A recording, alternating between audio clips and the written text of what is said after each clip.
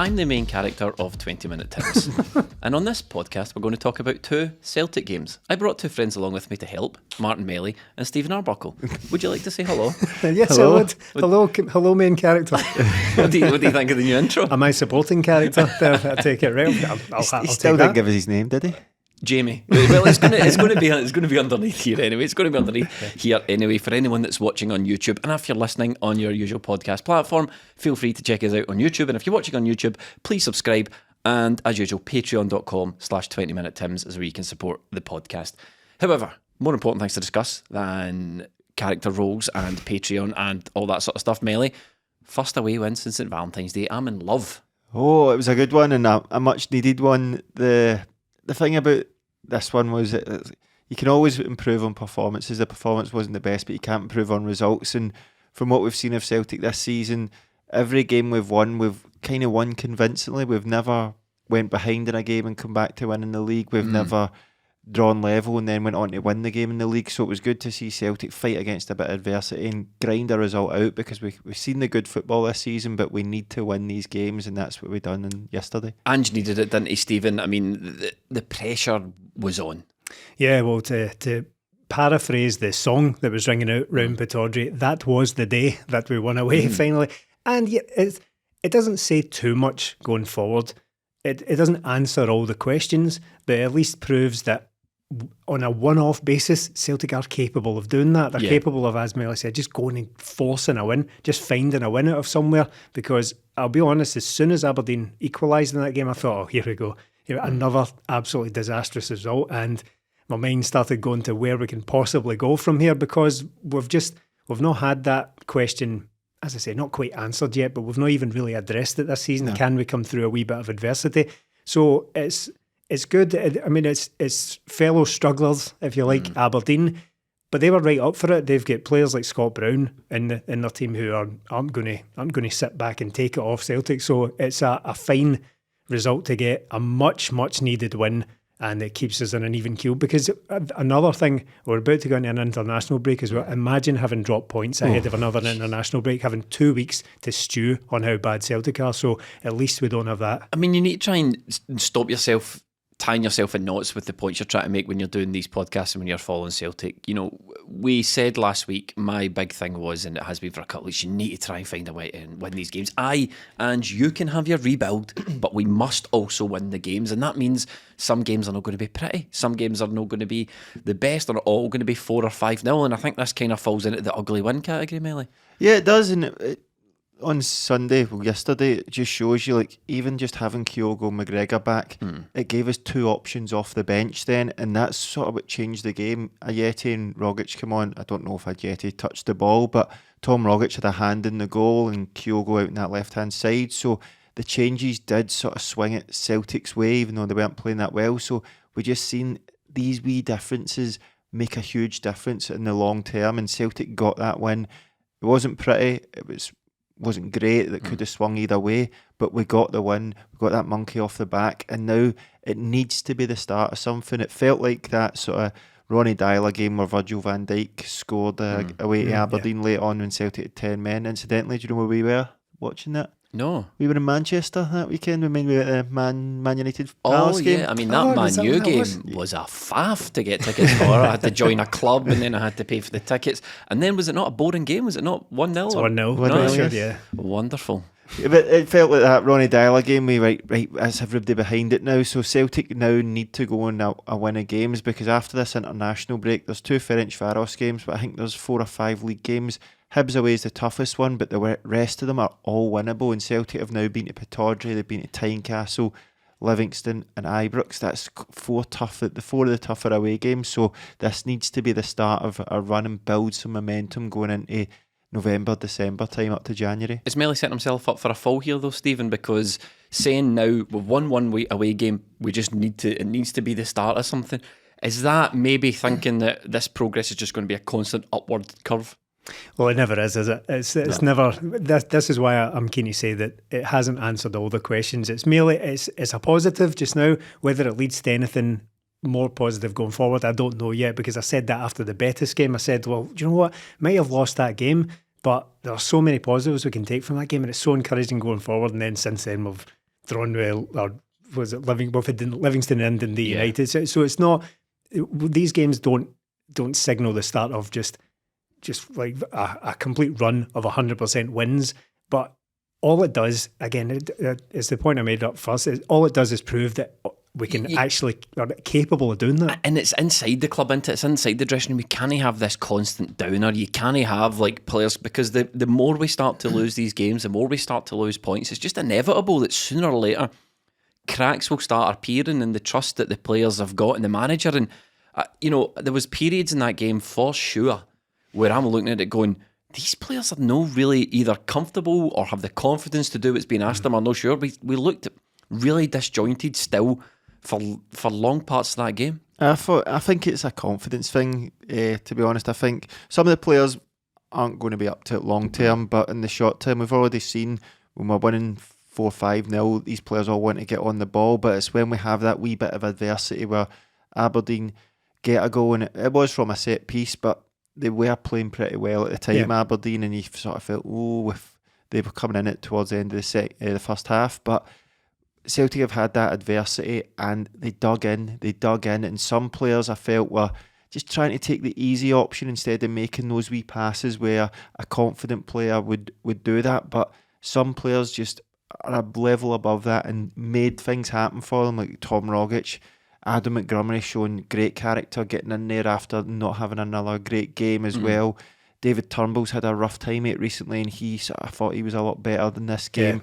So Celtic stepped up, and now when they've got a game like this and you need to recall on something, we've got this game to recall on. We can go, do you know what, we dug deep there and got that result there. So going forward, we've got this now. We need to use it to our advantage. Do you know what one thing I noticed about having Kyogo back in the team, apart from all the positive, attributes he offers and the closing down and helping with the shape of the team and all that, he has a lot of faith in his teammates to make the pass. And that's one thing I noticed lacking sometimes, especially with some of the younger players like Montgomery, for example, done it a few times in the game. Like you give the ball to somebody and you kind of don't have any confidence that they're going to be able to give you the ball back, whereas Kyogo always thinks, right, so when that cross came in for the goal, he's like, right, I reckon he'll put it to the back post for me, and then gambles on it coming into the back post and he wins on it. And he doesn't get the ball all the time, but Kyogo's always making the run. He's always anticipating that his teammate will be able to find him. Perpetual motion for Kyogo at times. It's, again, I don't want to use this as a means to have a go at Yeti, but it's just completely different. Completely different having him in the team. We look like Yeti kills that team. He kills the team. So I don't want to be as harsh as that, but you are 100% right. I can't disagree with that. I don't want to be harsh. What you mean is you're too much of a shite bag to say yourself. What I mean is that I couldn't ever imagine myself saying it as bluntly as that, but now that you've said it, I do completely agree with you. He just doesn't fit. Just doesn't fit at all. And it's even when he comes off the bench, it just disappears, man. He's been off the bench in the last couple of games and barely touched the ball in either one of them. But on Kyogo, just a tremendous player to have about, even when he's not scoring goals. He hasn't scored in every game, although not far off it, but he gives us a completely different dimension. He and McGregor do, actually. They both add so much to this Celtic team. It's unbelievable. Were you happy with the midfield? Nir Bitton dropped in there, raised a few eyebrows pre-match. It seems to me that he's sort of displaced James McCarthy a wee bit. Maybe.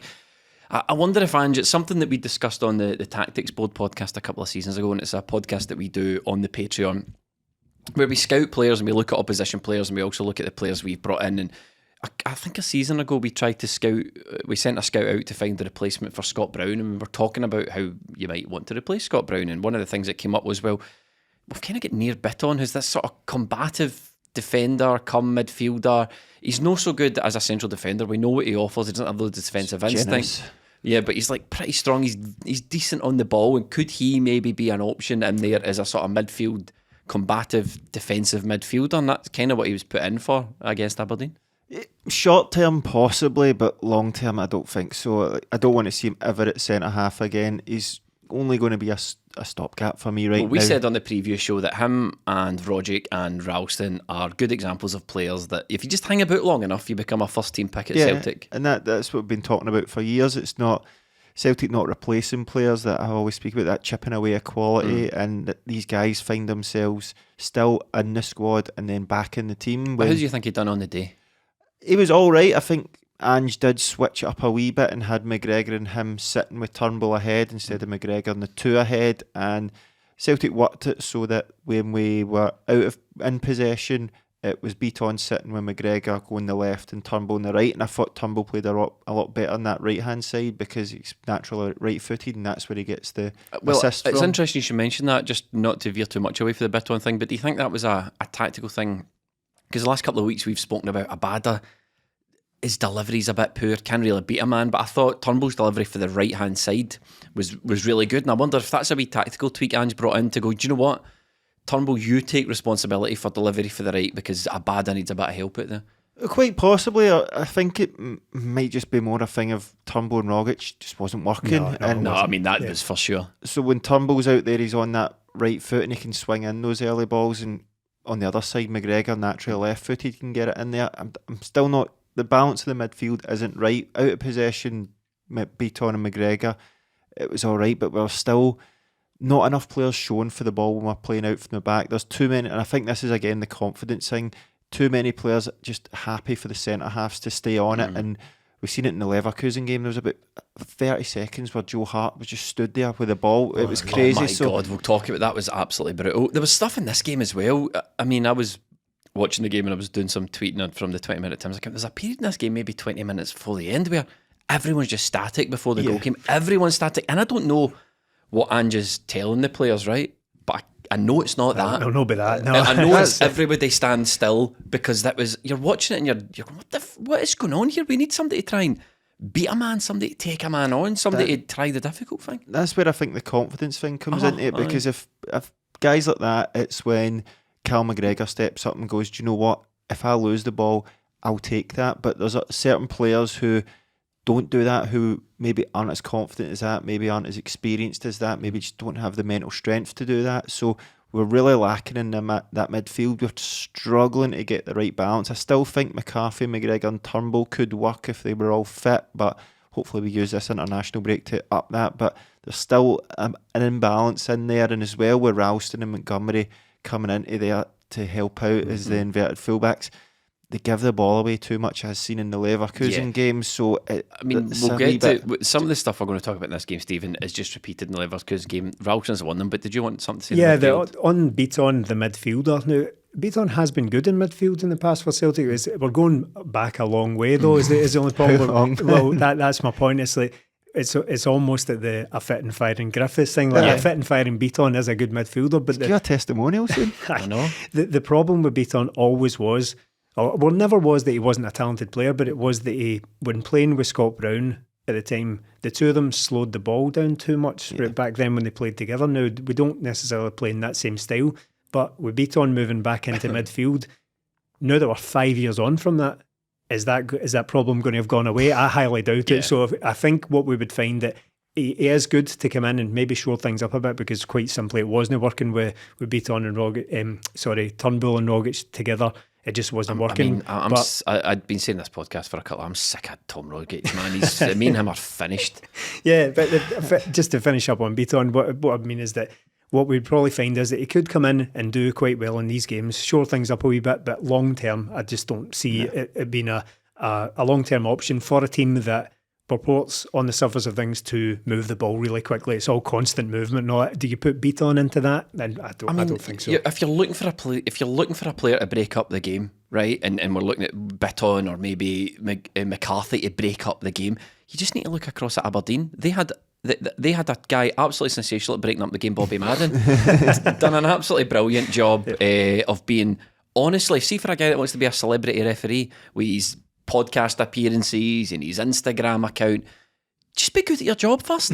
Don't be absolutely shite at your job. He was awful. Now, I saw Alan tweet Celtic by numbers. He was saying very rarely does a team in possession have more fouls than the team out of possession. I had a wee look at the stats, and Celtic had 62% possession, and we occurred 27 fouls. Aberdeen only got 10. There was periods in that game, I don't know what it felt like for you watching it merely for the stands, where every time Celtic went near an Aberdeen player, they hit the deck and Madden blew for it. Yeah, it was very frustrating, and look, Madden was at it, and I don't expect any less, but Celtic need to be more savvy. They need to be more streetwise. Again, it comes back to this team of wee guys. If we are going to play the way Ange wants to play and press like that, you cannot be pressing like Jota and Abada where you've got a fullback in the corner, push them back. You can't put your body near him. Just stand off and push him back, because as soon as you touch him, he's going to go down. And it just takes the whole pressure off. They take ages to take the free kick. They bring everybody forward. It was all over the pitch, though. It wasn't just Jota and Abada. It was absolutely everywhere. Every time we went near an Aberdeen player, he was blown for it. That's fine, and I take that on board. But Celtic need to be more streetwise. Nir Bitton was, apart from Joe Hart, the most experienced player out in that pitch, age-wise, maybe McGregor aside. He gave away stupid fouls, like on the back of players, getting the wrong side. The same things we've been having a go at Sorrow for. You can't do it because Celtic, the way Ange wants to play, it's constant in teams' faces. But you can't get that close because teams will go down, and it'll happen in Europe as well. As soon as you touch somebody, they'll go down, alleviates the pressure, goes back, and then it loses the crowd as well. Whereas if you're just harrying somebody that wee touch away from them and then showing them into difficult angles, they'll make mistakes through passing rather than giving away free kicks. And Celtic, well, Madden and every other ref, we're going to get it all season. We've seen the Rangers-Hibs game. We're not going to get anything unless we do it ourselves. So we need to be more smarter, I think. Do you want to see, Stephen? You know, I don't normally advocate for this sort of thing, but this season it's been, I mean, we saw Madden in the Hearts game as well, not just against Bobby Madden, the standard of refereeing, it's abysmal. And there's talk about they want to bring in VAR. I know, it'd be the same dumplings, as I put it politely, because I want to get the YouTube pass, whatever you get, right? Why are we giving these referees television screens to look at when the thing's happening right in front of them and they still can't get the decision? It'll be the same guys looking at it. So maybe park the VAR and spend the money on professional quality referees. But I mean, that was an abysmal performance. It's like that old, is it the old quote in relation to Real Madrid having sold Makelele and brought in Beckham? It was like, it's basically like applying another coat of paint to a car that doesn't have any engine in it. So it's like, in effect, giving referees TV screens to look at when they can't do their job in the first place seems like, I don't know, can I get in your windows fixed when there's no foundation? I don't know. It's just going to be that one where, like, guys, we're going to need to be smarter about how we do this because that TV's there and we can't keep doing what we're doing. It was very frustrating to watch that game yesterday as well. And it's all the major incidents, but it's the small things as well. You don't get anything. I mean, I was talking, just before we turned the mics on, I was talking about a very admittedly minor detail, but it does my head in. So there was one moment late on where Ramsey is, I think, basically kind of wasting time a wee bit. Calvin Ramsey, who had he seems like quite a good player. One of those tetchy games, yeah. So Did you hear Stephen Glass's conspiracy theory about it? No. He said it was it you that mentioned this? And that's where I heard this. I'll let you tell the story then. He said during the week that it's funny how Calvin Ramsey's linked with Man United on approaching the Celtic game as if Celtic are in cahoots with the newspapers and Man U to unsettle this player in October. Like, I need brilliant. I see what he means. Absolute genius there. This goes all the way to the top. Alex Ferguson, Alex Ferguson pulling strings. Ole Gunnar Solskjaer and what's he? Edouard. But Alex Ferguson, who is also an Aberdeen legend, working against Aberdeen. So there was one moment where Ramsey was about to take a throw in, and he did that thing where he pretended he was about to throw it and then no one showed for it, so he stole another 5 yards, and then he did it again and then no one was coming. He's acting all frustrated and he stole another 5 yards, and then by the time he actually took it, he'd stolen about 12-13 yards or something like that, and the ref let it go. On the very same side, within about 6 minutes of that, Adam Montgomery went to take a throw in. He went to move one step and the ref blew his whistle and told him to stop there. It's tiny detail, but I was absolutely doing my head in. I'm not being a conspiracy theorist here, right? I'm not saying this is what's happening. However, remember there was that refereeing scandal in Italy many years ago, but all the refs were bribed and all that sort of stuff, right? Mobbed up refs. Up refs. The way they would influence games was that they wouldn't just march out in the middle of the pitch and give the star striker a red card. Right. It was all that. It was, what they would do is, if it was a 50-50, they would give it Juve's way. Point shaving. You know what I mean? It's all that sort of stuff. And I'm not saying these refs are out to influence games against Celtic, but they have got something, there's a mentality there where you're like, oh, can I let Celtic get away with that? Can I let Celtic get away with that? And every time these Aberdeen, it seemed like every 2 seconds he wants to be a superstar. Bobby Madden, who's that ref? And Dean. He wants to be. He wants to be Mike Dean. Did you see him at the weekend actually when Pep Guardiola was having a meltdown? Guardiola was having a meltdown about somebody. He should have been sent off for Liverpool. Milner. Milner should have been sent off, and it was Mike Dean who was the fourth official. And Mike Dean was like chewing gum and telling him to very, very theatrically, calm down, and all that. Well, Pep was absolutely having a berkey. I don't want Celtic to calm down though. I want to see, I don't normally advocate for this, but I want to see surrounding the refs. Do you know what? I want to see Callum McGregor over there. I want to see a couple of the players over surrounding the refs. Are we too nice? Is that I think we're too nice. Too soft? I think we are too nice, too soft. Speaking of soft, the equaliser was very soft. Yeah, it was a one from a set piece again, a corner. It was a good delivery from Ramsey, who I don't know about too much about him, but seeing him in the flesh, he's a really good player. But he liked winding up the Celtic fans. Looks a Hun, doesn't he? He's got a Hun face. He blew boots on, but I don't know if he's at Aberdeen born and bred or whatever. But he's a good player, so keep an eye on him. But it was a decent delivery in. Montgomery's on the post. Joe Hart, it's a difficult one for him, but it's again. Nir Bitton is beaten by Lewis Ferguson. Just soft again from Celtic. It hit his shoulder, but the guy's getting ahead of Nir Bitton. It shouldn't be happening. And look, it's another one to add into, we conceded from a set piece again. But it's one guy not doing his job. Just mark him. Do you think Joe Hart should have cleared Montgomery? Montgomery's just getting Joe Hart's. Montgomery is 4'5" and Joe Hart is 7'8". I know they're in the same team, right? But you just clear them out, don't you? Try to picture that, those dimensions there. But yeah, that's where having the guy on the post that everyone really, like, there's a clamour for having a guy in the post, everybody's screaming out for it all the time. Pointless. That's when it becomes a hindrance because, bear in mind, well, granted, it's very specific circumstances. It flew in just under the bar into the very top corner. Now, the guy on the post, at 5 foot, I don't know what is 5'7" or something, Montgomery, I'm not sure. Even if he has an above average standing leap at about 2 foot, he's still not going to get his head on the ball at the crossbar. It's not going to happen. So there's that weak spot there where the ball can just go in unchallenged. If he wasn't there, Joe Hart catches it, in my opinion. There's a bit of confusion. I'm not blaming Montgomery at all because of the laws of physics and all that. He just couldn't get to the ball. He can't jump high enough. But Joe Hart probably should have taken control of the situation, taken it out of Montgomery's hands. Well, figuratively, put it in his own hands, really, and just cleaned them out. Joe Hart made a couple of good saves in the game. We're starting to get used to that for Joe Hart. There was a chance where the ball sort of looped over his head a wee bit. I thought he was a bit iffy for that chance. I definitely thought he should have cleared Montgomery out, but just having the player on the post, that's something that's kind of been long proven as almost pointless. Especially the front post. I think back post's alright because it can go back that way, but a front post one, the keeper should be covering it. Also, you're more effectively going to defend the situation with that extra player in the box, marking somebody, blocking the run or whatever, or even having him up the pitch, occupying somebody. So I think going forward, I don't know if Montgomery just tried to make himself useful. He didn't have a specific corner instruction. He tried to make himself useful and he ended up there. It's one of those ones as well. It's not as if it's a clean header. It was strange seeing it. It was right in front of us, but because it hits Ferguson's shoulder, it sort of loops up and it's sort of slow motion.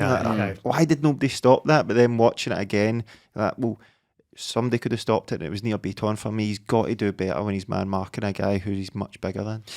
Jota eventually got the winner for Celtic. Did you have faith? It was one of those ones where you were struggling to see where Celtic were going to create the chance from because 2 shots on target, 2 goals. And we got that way as the game ended. I know Ange sort of was like, praised the players for trying at the end.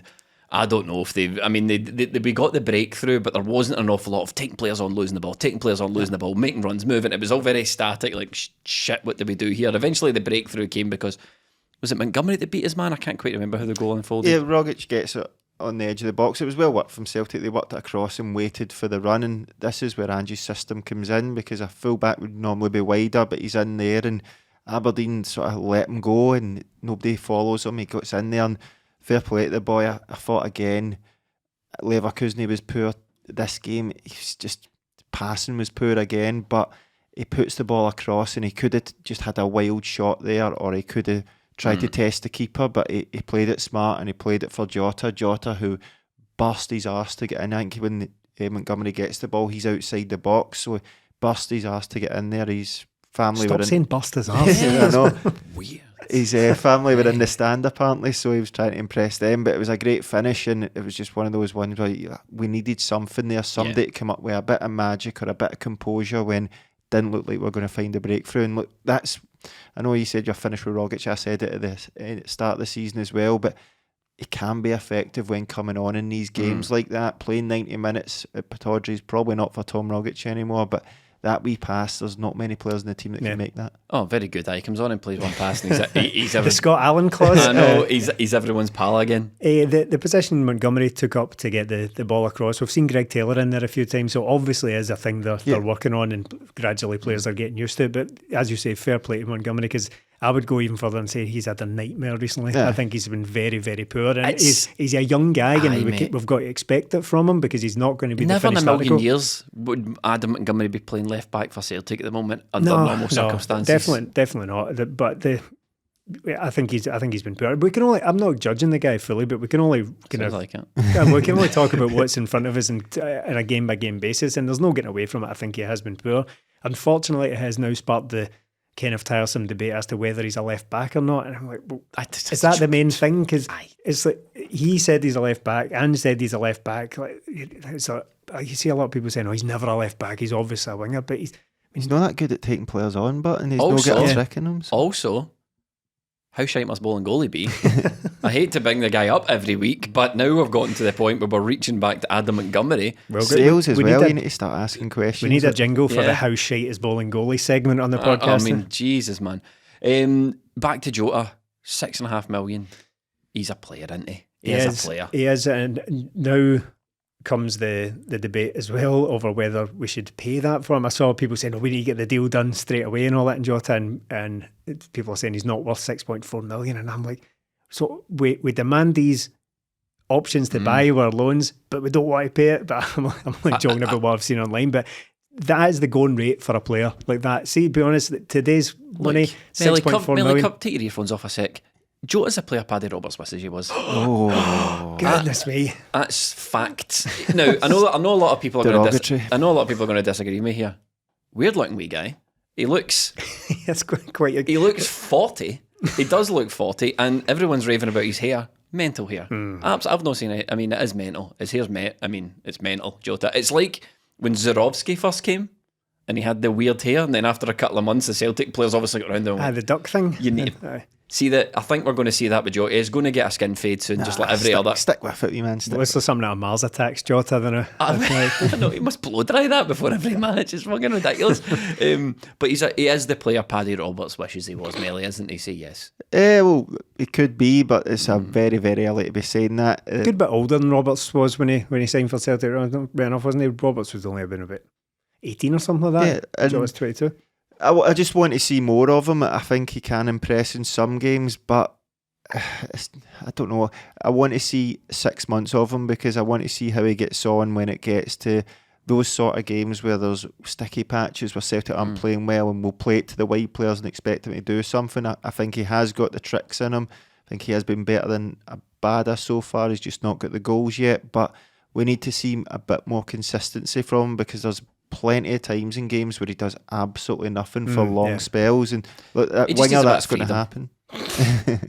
You're googling George Michael songs there. I'll put it down there if it's just obvious. Fucking never mind about what I was googling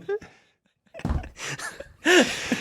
Did I throw you off, Melly? No, I was finished, but you came in after. I need to get that gag in there. We can all feel it when there's a gag building. You simply have to just get it out there so we can all move on. I start wiggling in my chair, not like a dog waiting to go for a walk. Can't help myself. I've completely lost track. I'm going to bring it on track before we need an edit. So yeah, for me, I think Jota is one of the bright sparks in this team. I'm quite happy that we've secured the loan to buy option, because at the end of the season, hopefully there's no debate about, oh God, we're going to lose this guy, we need to try and get him back again. There's a bit of security. There's no need to just dive in straight away and do it. Maybe with a guy like Arthur Boric back in the time, because you thought, well, this is a keeper and it's 800,000, but with this one, there's plenty of time left. We can get towards the end of the season, see how he gets on over the winter months and over the full season, because it's going to be a long season and the team will be very different. It is going to be a long season, and I think as supporters we kind of need to make your mind up a wee bit on Ange, because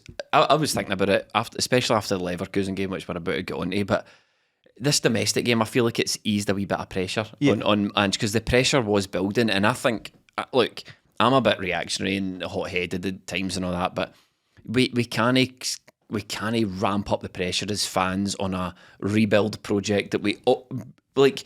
Even last season, everyone sort of accepted it's going to take at least a season to get this team back on track, or at least a couple of months. But we're not even letting it. We kind of said this, it's going to be a rebuild. We're going to need this, that, and the next thing.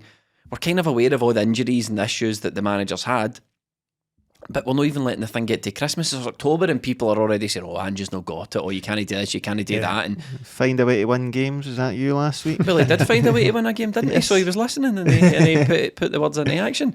But the fact of the matter is, the rebuild is going to be difficult. It's going to be ugly. And although I'm not accepting losing to Livingston and dropping points to Dundee all the time, some of these wins are going to be ugly. And oh yes, we are going to drop points where we don't expect them. Yeah. But I think there's an element of us fans, and feel free to disagree. We need to trust the process a wee bit. We might as well back the guy. No, if the team are going to lose the league, they're going to lose it with us no backing them or backing them either way. But I do not. I mean, part of me is a wee bit scared of if we lose Ange, right?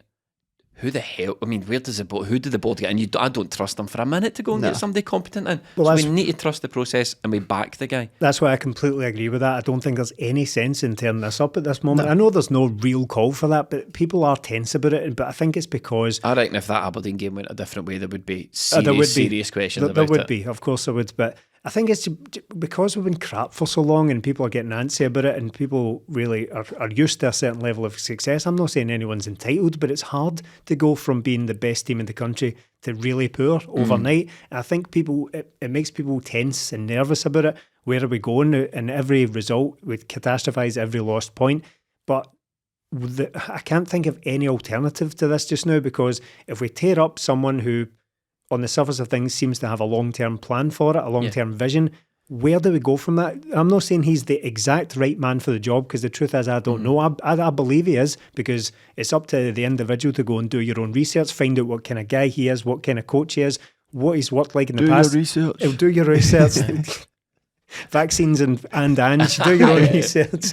But we did all that. We did all that in the summer, and I think unanimously agreed on this podcast that he seems like the right guy to do it. But what the alternative is we could bin him just now and get Jack Ross. Yeah, or get someone else in. Get Strachan in.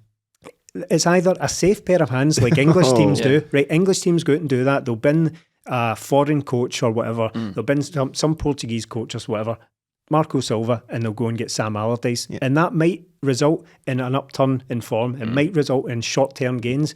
But that's not what we want. We want something a bit longer term than that. If we get rid of Ange Postecoglou, what we're going to have to do is go for a guy like that. We're going to have to get Neil Lennon or Gordon Strachan, or we find another guy who fits almost the exact same profile as Ange Postecoglou. So those are the two choices for me. And the difficulty we've got is, well, it's not difficulty, right? But the difference we've got here with Ange Postecoglou is this is kind of the Ange trajectory. Things come in. I saw an Australian journalist tweet, or maybe it was a Japanese, they covered Japanese football, but he was definitely one of these guys that Dan Olowitz, yeah. Is that who it was? Yeah. And he says, this is, glad you could remember because I was Googling it as well.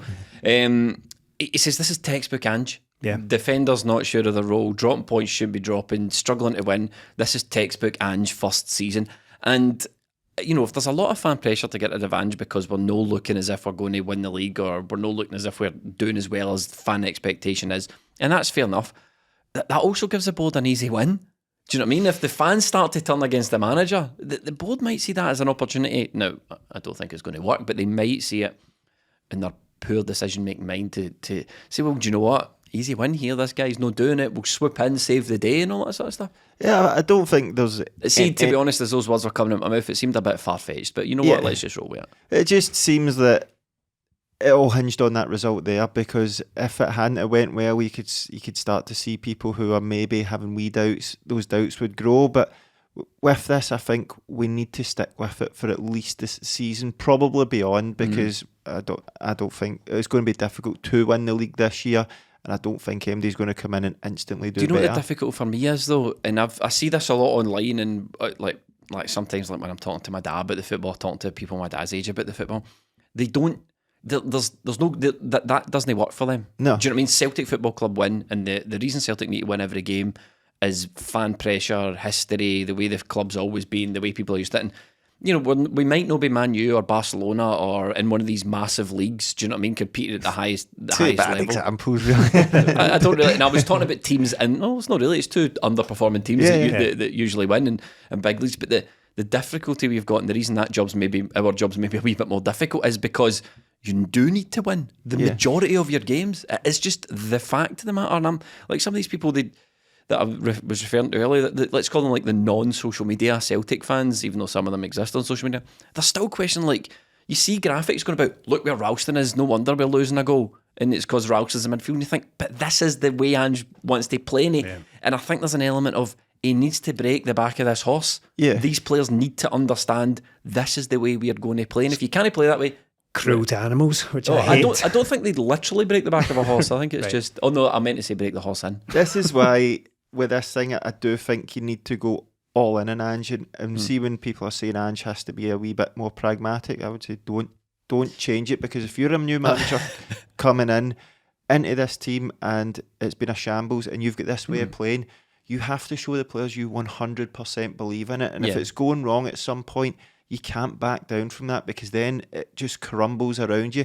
And while we are talking about this rebuild and this team's not good enough and it'll be different come 3 windows and this guy's not good enough and this guy's, why should he sacrifice the way he wants to play because one guy or 2 guys aren't good enough? What happens long term is you get the players playing this way, you find out who can do it and who can't, and you replace the ones who can't, and you go forward like this.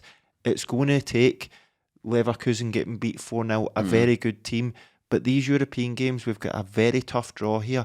It's going to interrupt this league form because we're getting beat by these teams, but long term I think it will benefit us more going forward. On the Leverkusen thing, I was watching it and I thought this was like abject at times, and then you kind of look back at the game and you lose a wee bit of perspective in the 90 minutes, but you look at Leverkusen are joint top of the Bundesliga at the moment. See if that was Bayern Munich that came and beat us 4-0. Last season we're losing 4-0, 4-1 to Sparta, going absolutely nowhere. Here we're losing 4-0 a Leverkusen team with a manager who's actually trying to build something and take the team somewhere. And then on the pragmatism, a lot of people saying this is suicide tactics, this is kamikaze tactics.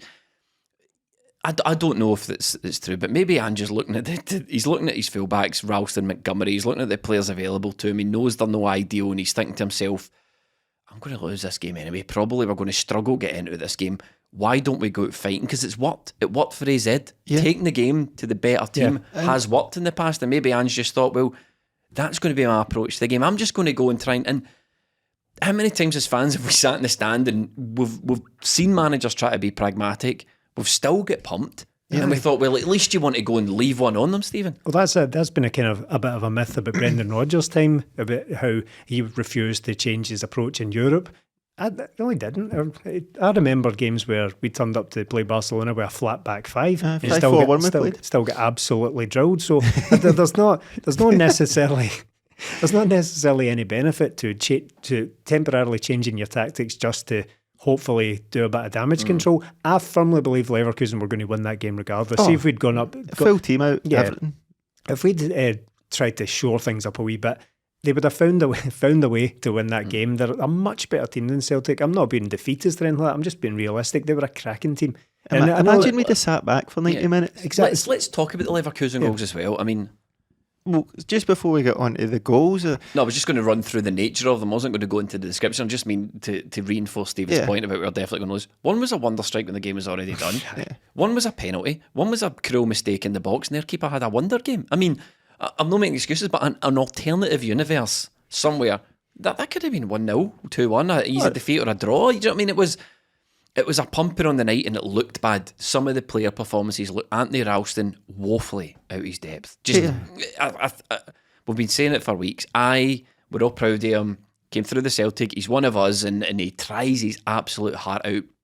But he just does not have the tools to do what the manager wants him to do. Yeah, and he's going to be one of the ones going forward. He's going to get replaced. I think, despite how he wasn't playing great, he was the one towards the end of the game that was still going forward, still trying his heart out. And we don't want to praise mediocrity, but if everybody done that, then it maybe we wouldn't have conceded that last goal. And as you're talking about Ralston, this might be a wee bit controversial, but that game would have been so much different if Kyogo could have finished a chance. He had 4 great chances. The one he goes through. You're right to that because we criticised a Jetty for it. Yeah. We criticised. I switched between a Yeti and a Jetty. I know By the somebody way. was cracking up about Somebody that. was Your cracking up Rogic and about Rogic. So I'm going to just keep doing it. It makes good for the comments. We criticised a Yeti for that, not finishing those chances. We've got to criticise. Adjeti isn't a very good striker. Oh, though. well, we're talking about this, by the way. Packy Bonner on the radio. With it, Giac Omakis. That's The closer. cheek to say, I think I got that right. GK. It was GK Omakis. I'm like, oh my God, Paddy, where did that come from? Can they not just have a brief meeting before they And can broadcast? you not change his name? Because I feel really uncomfortable saying Packy Bonner. Yeah.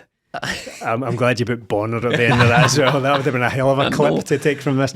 I know. Can they not just have a production meeting? Look, guys, sound it out. Yes. What I remember being taught in primary school is sound out the letters and then give it your best shot. Don't just have a run at it and make something up. But it wasn't worse than John Hughes saying Pops the Kogaloo or something like that.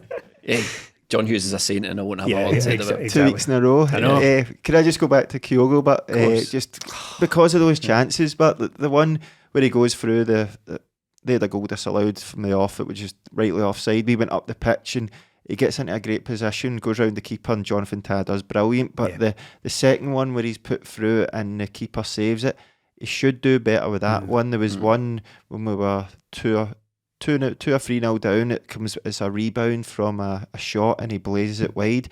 Any one of these goes in, it completely changes the whole complexion of the game. Celtic had decent chances, but we had decent chances. We played well for 25 minutes. We make one mistake in Turnbull, which is he'll never make that mistake again in his life. I've never seen anything like it on a football. But I don't was think he trying to let it run through his legs, or did he just have a glitch? I think he was going to let it run through, but he seen there wasn't enough pace in the ball, so he changed his mind and then he just melted. Kind of weirdly just nudged the ball and then just fell over. So I think it was as soon as you lose that, but that just sucks the momentum out the game, out the crowd. The second goal again is just Ralston losing it in midfield, and within seconds the ball's in the back of the net. These are the levels in that Leverkusen game. I didn't like getting beat, but I liked being able to. I'd like to think Andrew would say to the players, look, that's what we aspire to. They're a very, very, very good team, but they're not full of superstars. They have a system, they have pace, they have a lot of talent. They're young players.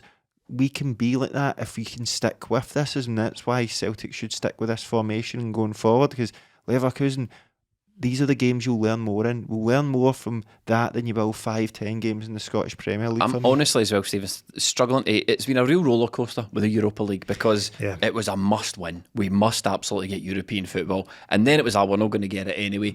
Now we're in it. We're like, right, we're in it. We're going to do something. Let's here. get a point. Let's get a point. Leverkusen had a third favourites to win the whole thing. They're third favourites to win the whole tournament.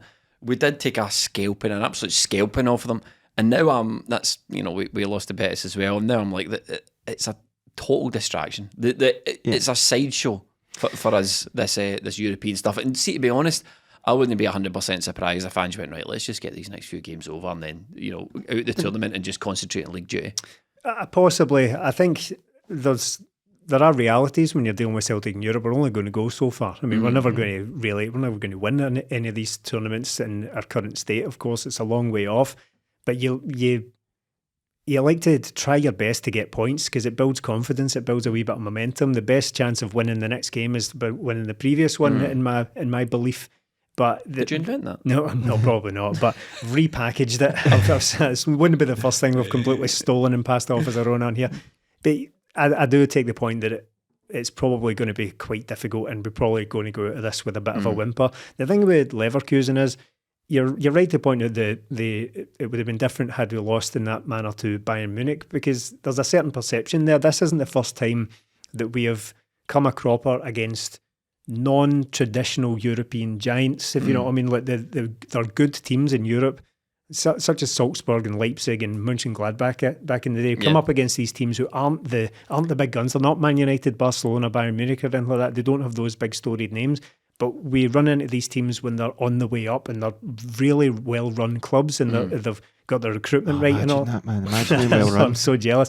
But they're a really good team, and it's just it doesn't matter that they're not Bayern Munich. The fact is they're really well. What could well Celtic out. done better on the night though? Because there's always things we can improve on, and we can't just sit here on a Celtic podcast and go, "Oh, hands up, we all thought we were going to get beaten, we did get beat." And this is very easy to say, but there's a certain element of it's the Celtic and Europe thing. It's the heads kind of go for they get fried a wee bit after we concede goals. And there was one point, I can't remember if I was asked after the second or third goal, where we conceded and then went to take centre, and Adam Montgomery passed it straight into midfield, and they broke away. This is seconds after we've scored, and I thought, here we go again. We're going to end up conceding about 3 or 4 in the usual 10-minute period.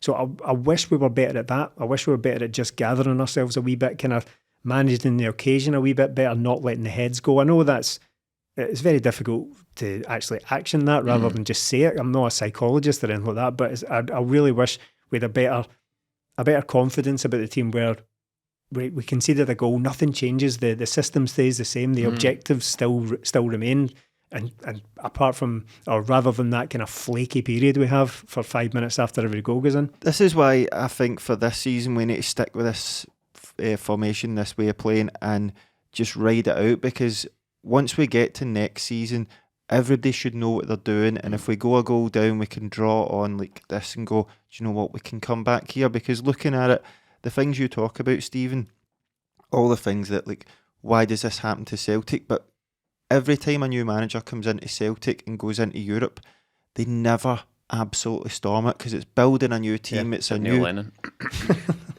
Neil Lennon didn't qualify for Europe for 2 years. He did that absolute first version, shocker. that first version doesn't count. I'm talking about the most recent Lazio effort and all that carry on. Oh, when he get pumped out by Cluj in the qualifier, that's right. Hey. Played Cal McGregor at left back, can't win.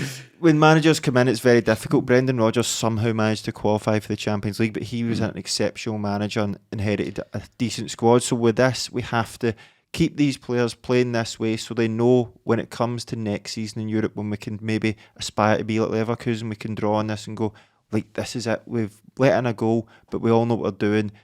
Nothing changes. We play the same way and we go again. Right now, it's disjointed. Some players like Montgomery, Ralston, aren't going to be there long term. That's it, exactly. When you're looking through that squad, Ralston, Montgomery definitely not going to be fullbacks. And this is something that Ange alluded to in a press conference midweek. He's like, I don't have my first choice fullbacks.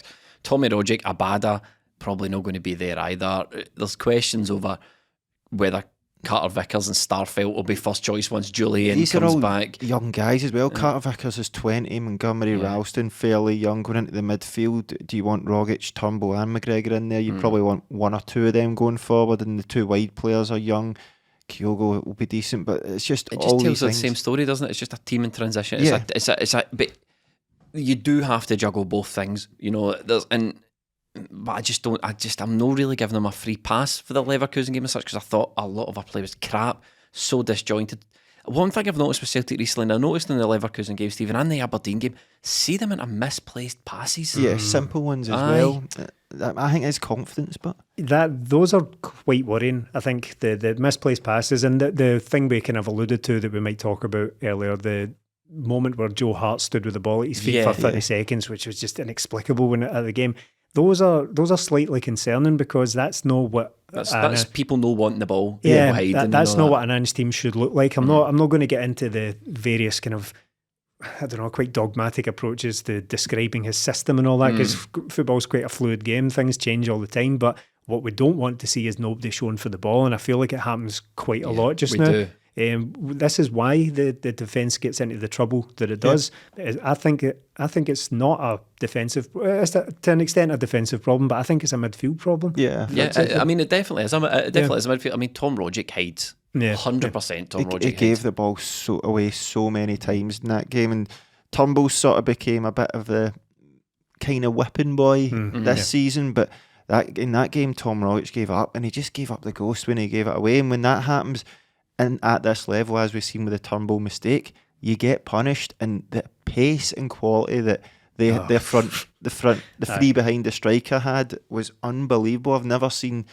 a team so quick in transition, and we get ripped apart by it. And this is the way Andrew's going to play. That's going to happen. And that's one thing Callum McGregor pointed to as well, wasn't it? He pointed to that we struggle in transition, and that's going to happen because we don't have mobility in midfield. Cal McGregor can get about, but Turnbull and Rogic maybe not so much. But this is where you have to learn how to play the way he wants to play, but also don't be giving silly goals away. And that's the problem. Teams rip us apart. We did get ripped apart a couple of times, and Bayer Leverkusen, as we said, great team.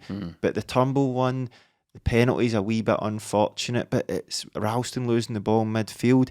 It's these simple things that if you cut that out, that's a game that maybe we lose 1-0, or if Kyogo scores one of his chances, you can get a draw in. It was a frantic start to the game. So are you saying, Melly, basically what you're saying is there's no plan B. Plan B is do plan A better. I think that's the way it should be. And look, from what I've learned from Ange is he does have different systems. When he was Australia manager, he played a 4-3-2-1, and I think that's right. You can say what you like, nobody's going to say. It's a Christmas tree, 4-3-2-1, isn't it? He played a 4-4-2 diamond, so he can mix it up, but right now I think he's just getting the players to play this way, and then once everybody's sure of it, we're going to do it. It's short-term pain for long-term gain for me. This Europa League group, the Ferencváros games are the two games we're really targeting, and even then they were a Champions League group team last year, so they're no mugs. So we're going to need to ride it out in this. The problem with it is taking these beatings in between the league games hampers the confidence. But I think once we get this over and kick on into the new year, you'll really see Celtic kicking It's in Ange's hands. It is in Ange's hands. It's up to him to win the games. If he's not winning the games because he's playing a certain way, it's up to him to nurse the players through it. If he needs a hand, though, Stephen, a couple of guys in studio look as if they're happy to help. A couple of pearls of wisdom from Neil Francis Lennon and Paul Francis Lambert. PFL. Those two were strongly offering their opinion. Do you know what the best thing about having the 3-match package for the Europa League is? That I don't need to deal with any punditry. I'm at the game and I don't need to deal with any of that stuff. Yeah, for those two guys to sit there and talk about what is and isn't acceptable as a Celtic manager was quite incredible. It wasn't. When I came back from the game and everybody was talking about Lennon and Lambert, I expected the worst, because we don't hear it. We're at the game, so I expected the worst. I don't know if it was as bad, but I had to laugh at Lambert sitting there talking about how you just don't lose 4-0 at home. Every Celtic manager's had poor results at home in Europe. We've been on the end of a European Willian. Yeah, but almost every year one comes around. We're not the only ones either. You see the rich get richer in these competitions, and it's harder. The gap gets bigger every year, especially with Celtic. This is why we want Celtic to do more wee things behind the scenes, right, to try and bridge this gap. I saw the Hibs director of football, or whatever guy his whatever position was, he left. I wonder if he'll take the journey across the M8, because we've still not got one of those. We don't have a CEO either. No. FYI.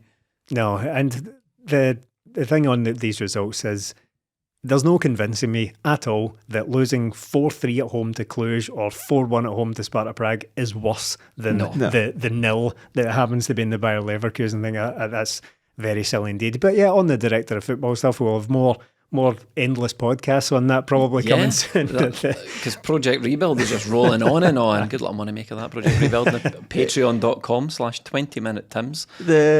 The Leverkusen game hammers that home again, because that's another well-run club that's coming to Celtic Park and absolutely pasting us. And it just seems like every season we see these teams, or maybe we should be like them, and the list that we are wanting to be like is getting longer, and the list of things we have to do is getting longer, and the list of things we've done is blank. Do you know what's hilarious? It's not like it's a mystery. It's not like the secret to being a well-run club is like Iron Brew or, I don't know, Coca-Cola. There's no secret recipe. All these clubs turn up every season, well run, with directors of football and coaches. We get to see how many coaches they've got and how many directors of football, and we get to see everything that they do. It's all out in the open. No, it's all Salzburg and Ajax. It's okay, it's empty. And we go, we don't need to do that. It's all Salzburgs and Ajaxes and Leipzigs and all that these days. I reckon Barcelona are sitting at their window just staring out into the rain. I remember when Celtic wanted to be like us back in the day. But without hammering the point home, all these teams were on the level with us in Europe back when Gordon Strachan was Celtic manager, whatever. That's gone now. And they've all just went, and we've just went bumbled along.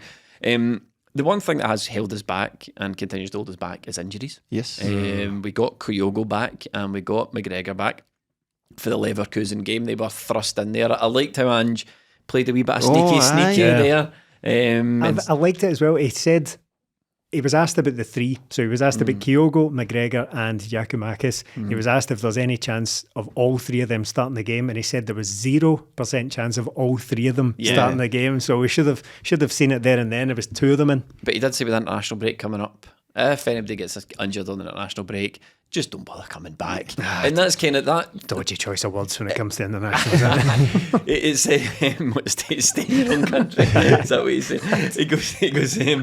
He goes. And to me, I know it's a joke and all that, but it does let you know that these injuries are also something that's playing on his mind, and we just can't afford any more, can we, with this international break? It's all we can hope for now is just don't get any more. And it's a chance for players like Giakoumakis, McCarthy, Julian, Forrest, all to really push on and try and up the fitness. I don't know if they'll arrange a game towards the end of this week where they can get some players game time, even guys like Scales. I mean, that's 5 players, even if they're not ready to start, 5 players off the bench that at least are options. The bench on yesterday just was a winger away from looking quite good, wasn't it? Where it's all players that go, do you know what, if they were playing it wouldn't be that much weaker. So we just need to get there with this. If we could have Forrest, Mikey Johnston even, Karamoko, just some options, because we're going to need it going forward. And it showed that yesterday, 2 players coming off the bench, that was the difference between drawing 1 each with Aberdeen and drawing 1 each with Dundee United. It changes to make, and it changed the game. And that's it. Thank you for joining us on this episode of 20 Minute Tims, number 276, where we discussed Celtic versus Leverkusen and Celtic versus Aberdeen. I am your host, Jamie, and these are my 2 podcast pals, Stephen. I'm waving for the benefit of audio listeners only. And Melly. Thanks for listening. We're doing the end of police thing. We're doing the police squad thing. There we go.